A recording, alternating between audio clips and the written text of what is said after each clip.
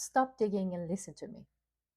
Every year, billions of dollars in mining industry is spent on drilling, feasibility studies, different type of thing.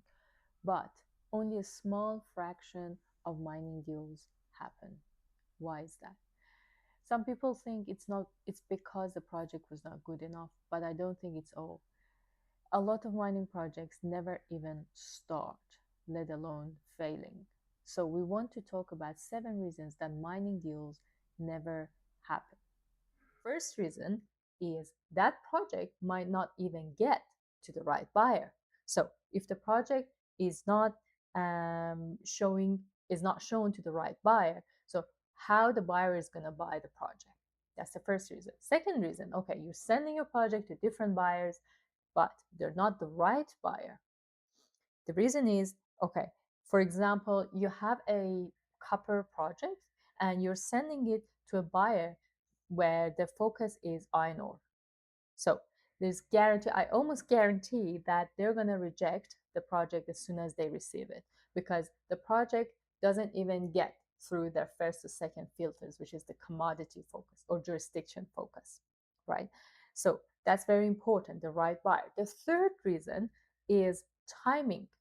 You might find a good buyer, a good fit, but the timing is not right. They might have bought another project 2 months ago. They've spent the money somewhere else, or maybe their focus have changed from one commodity to another one, or their focus on jurisdiction have changed.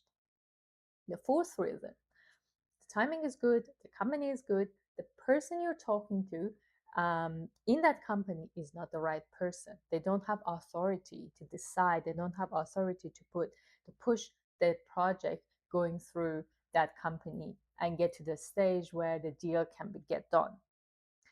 The fifth reason that's coming from seller side is that the information that you're sending is not making confidence in the buyer. You're either sending too much information or too little information at the wrong stage. So the buyer, they just decide not to go to the next stage because they receive a lot of different projects, right? So they need to decide quickly. They don't want to spend a lot of resources on one project that is wrong. So when they think a project is wrong at the early stages, they probably reject it. And we can't do anything if we send too much or too little information. That is a problem from the seller. The sixth is also from the seller. The seller is not mandate ready. They probably are spending fragmented information, or they're responding very slowly, or they don't have agreement among their team, and the buyer will read it, right? For whatever reason, the momentum will die and the buyer doesn't go to the next stage. And the seventh reason is not having a proper structured process.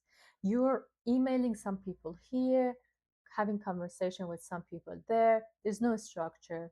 There's no follow-up. There's nothing there. So that might also lead to the deal not happening because there's some conversation that will fade away.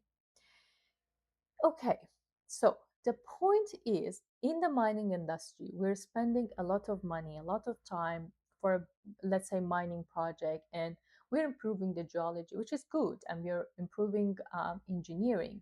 But maybe we need to shift the focus a little bit and put it on the process, the buyer process, the transaction process, and improve that as well. A technically very good project will get acquired when it gets to the right buyer at the right time with a proper transaction process.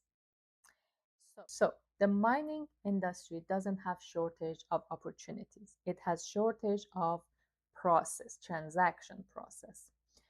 So understanding the differences between these two changes the way you look at a mining deal forever. Thank you for listening. Mani from KANKOSH.